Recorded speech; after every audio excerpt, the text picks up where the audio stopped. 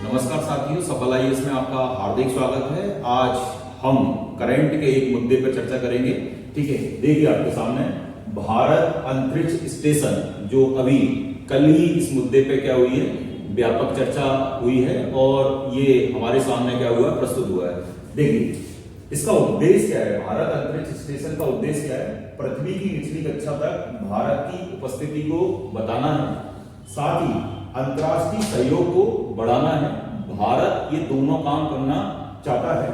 अगर हम ये देखें कि इसके तहत क्या किया जाएगा या कब शुरू किया जाएगा, तो 2035 तक इसको शुरू करने की हमारी स्कीम है। साथ में 2040 तक भारत चांद पर एक अंतरिक्ष यात्री को क्या करेगा, भेजना चाहता है और इसके तहत 2026 तक भारतीय अंतरिक्ष यात्रियों की अंतरिक्ष यात्रा पर भेजा जाएगा। अगर भारत ऐसा कर लेता है तो अमेरिका, रूस और चीन के बाद चौथा देश होगा। ये ध्यान रखना, अंतरिक्ष में भेजना आसान काम है लेकिन वापस बुलाना और मुश्किल काम है। जिस प्रकार से आप इस समय देखते होंगे कि सुनीता विलियम अभी अंतरिक्ष में फंसी हुई हैं, कुछ तकनीकी समस्या है जिसलिए वो वापस नहीं आ पा रही।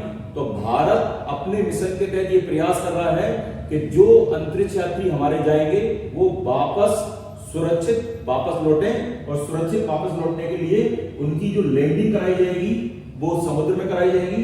इसके लिए 3 दिन का क्या होगा, मिशन होगा और इन 3 दिन के मिशन के लिए 4 एस्ट्रोनॉट क्या होने जाएंगे और भारत इनको, ठीक है, पृथ्वी की जो निचली कक्षा है उसमें 400 किलोमीटर की ऊपर पृथ्वी कक्षा में क्या होगा, भेजा जाएगा।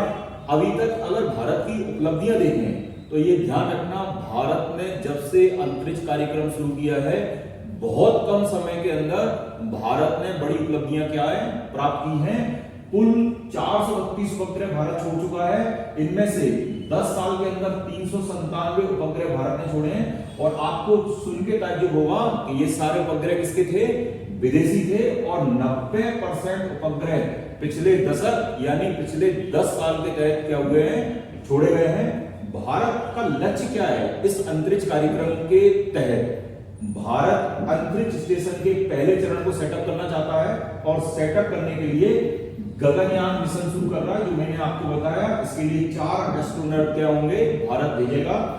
चंद्रयान 4 के माध्यम से चट्टानों के नमूने भारत लेके आना चाहता है। चट्टानों के नमूने लेने का क्या प्रयास है, चट्टानें किसी न किसी खनिज की बनी होंगी। अगर वहां पर हमको मिट्टी मिलेगी तो हम उसमें से रेत होगी, अगर वहां पर रेत होगी तो ये समझा जाएगा कि वहां पर पानी की भी संभावना है।